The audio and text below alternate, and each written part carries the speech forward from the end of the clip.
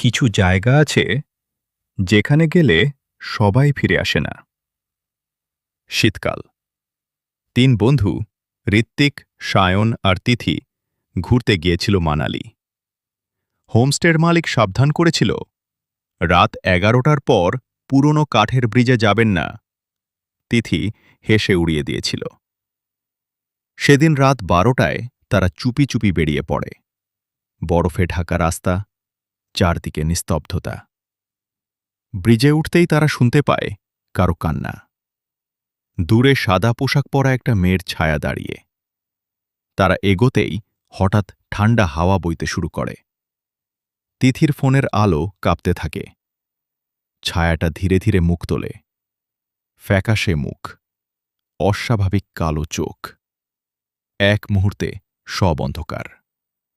আলো ফিরতেই দেখা যায় তিথি নেই। ব্রিজের মাঝে পড়ে আছে তার ফোন। স্ক্রিনে একটা ভিডিও চলছিল। ভিডিওতে দেখা যায় তিথি একা দাঁড়িয়ে। তার পেছনে সেই সাদা ছায়া ধীরে ধীরে এগিয়ে আসছে। ভিডিও হঠাৎ বন্ধ। পরদিন পুলিশ খুঁজেও তিথিকে পায়নি। ১ মাস পর রাত ২টায় ঋত্বিক আর সায়নের ফোনে একই মেসেজ আসে, আই এম স্টিল হিয়ার। প্রেরক তিথি। ভিডিও কল করতে গেলে ১ সেকেন্ডের জন্য স্ক্রিনে দেখা যায় বরফে ঢাকা সেই ব্রিজ। আর সেখানে দাঁড়িয়ে তিথি। কিন্তু তার চোখ পুরো কালো।